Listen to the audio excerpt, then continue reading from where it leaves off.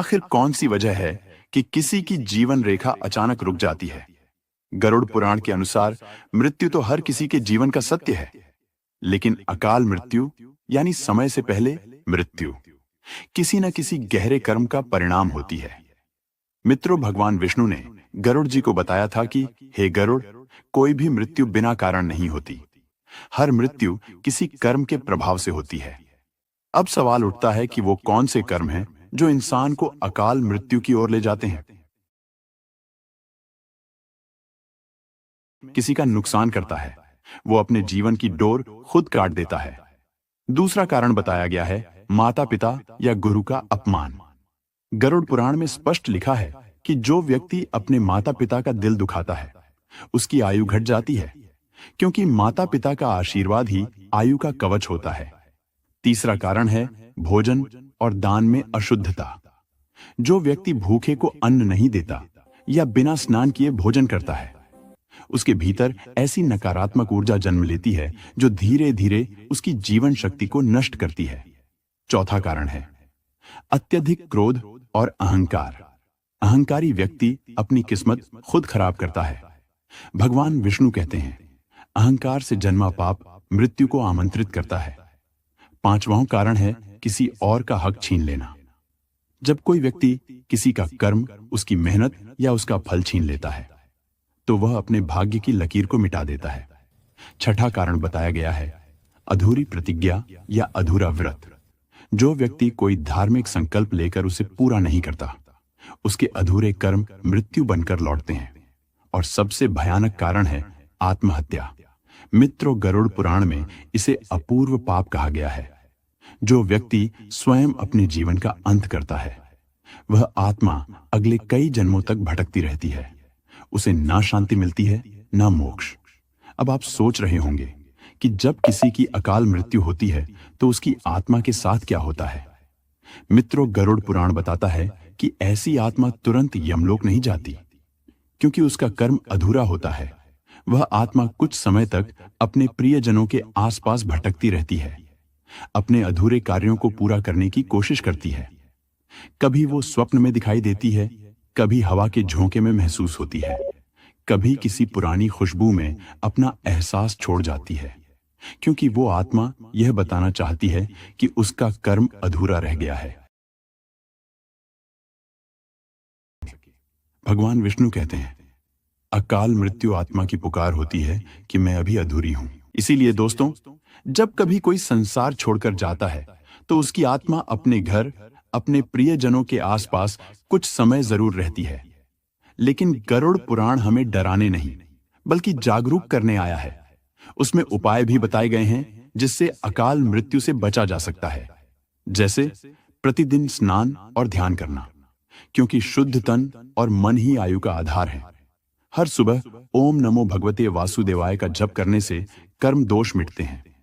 दूसरा, माता पिता की सेवा करना, क्योंकि उनका आशीर्वाद यमराज को भी रोक देता है। तीसरा, भूखे को अन्न देना और दान करना, क्योंकि दान मृत्यु के दोष को भी टाल सकता है। चौथा, गौ सेवा करना और दूसरों की मदद करना, क्योंकि दूसरों की भलाई ही जीवन की रक्षा बन जाती है।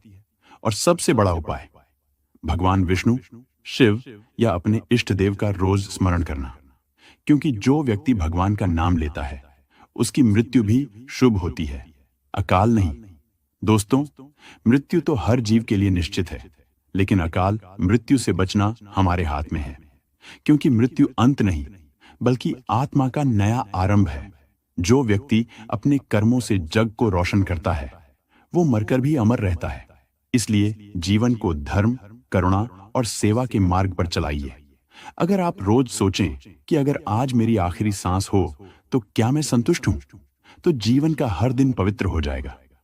गरुड़ पुराण हमें यही सिखाता है कि मृत्यु से नहीं, अधर्म से डरिए, क्योंकि अधर्म ही अकाल मृत्यु को जन्म देता है।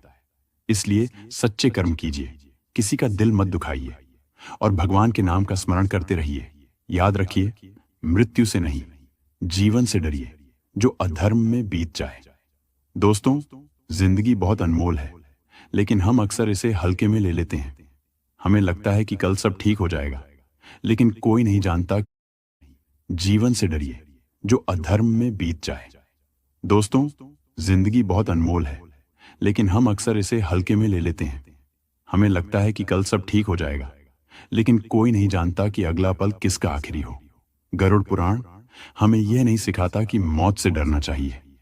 वो तो हमें यह समझाता है कि मौत के पहले कैसे जीना चाहिए, क्योंकि अकाल मृत्यु किसी के साथ भी हो सकती है।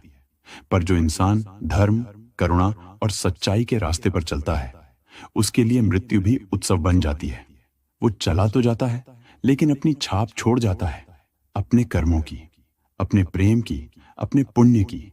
गरुड़ पुराण कहता है, जिसने अपने जीवन में किसी भूखे को भोजन दिया, किसी रोते को हंसाया, किसी टूटे हुए दिल को जोड़ा, उसकी मृत्यु अकाल नहीं होती, उसकी आत्मा मुस्कुराते हुए जाती है। और यही असली जीवन का उद्देश्य है। मित्रों, आज अपने दिल पर हाथ रखकर सोचिए, क्या हमने कभी किसी का दिल दुखाया है? क्या हमने अपने माता पिता से ऊंची आवाज में बात की है? क्या हमने कभी किसी की मदद कर सकते हुए भी मुंह फेर लिया? अगर हां, तो आज से वादा करिए कि अब ऐसा कभी नहीं करेंगे, क्योंकि वही छोटे छोटे कर्म हैं जो हमारी किस्मत, हमारी आयु और हमारे भविष्य को तय करते हैं। मित्रों, मृत्यु से नहीं, अधर्म से डरिए, क्योंकि मृत्यु तो आत्मा को नया जन्म देती है, लेकिन अधर्म आत्मा को अधूरा छोड़ देता है। जब तक हम धर्म, सत्य और प्रेम के मार्ग पर चलेंगे, तब तक कोई यमराज हमें छू नहीं सकता। और जब ईश्वर का नाम हर सांस में होगा, तब हर दिन हमारी आयु बढ़ेगी, क्योंकि भगवान स्वयं कहते हैं, जो मेरा स्मरण करता है उसका अंत नहीं होता। इसलिए दोस्तों, जब भी रात हो, सोने से पहले कुछ पल के लिए भगवान विष्णु का नाम लीजिए, माता पिता के चरण छूइए और अपने मन में कहिए, हे प्रभु, अगर कल मेरी आखिरी सुबह हो तो मैं आज किसी का दिल न दुखाऊं। बस यही भावना आपकी सबसे बड़ी पूजा है, यही आपकी सबसे बड़ी रक्षा है। तो दोस्तों, अगर इस कथा ने आपके दिल को छुआ है, अगर आपने एक पल के लिए भी यह महसूस किया कि जीवन को थोड़ा और सच्चा, थोड़ा और पवित्र बनाया जा सकता है, तो इस वीडियो को जरूर शेयर कीजिए, क्योंकि जो ज्ञान दूसरों तक पहुंचता है वही मोक्ष का रास्ता बनता है। और जाते जाते यही कहूंगा, जीवन का हर पल अनमोल है, इसे नफरत में मत गंवाइए, प्रेम, सेवा और भक्ति में लगाइए, क्योंकि जब आत्मा शरीर छोड़ती है तो साथ सिर्फ कर्म जाते हैं, ना धन, ना नाम, ना शोहरत। इसलिए कर्म ऐसा कीजिए कि जब मृत्यु आए तो आप मुस्कुराकर कह सकें, हे प्रभु, यह जीवन आपका दिया हुआ था और आज मैं वही जीवन आपको लौटाने जा रहा हूं, संतुष्ट होकर। भगवान श्री हरि विष्णु के लिए वीडियो को लाइक, शेयर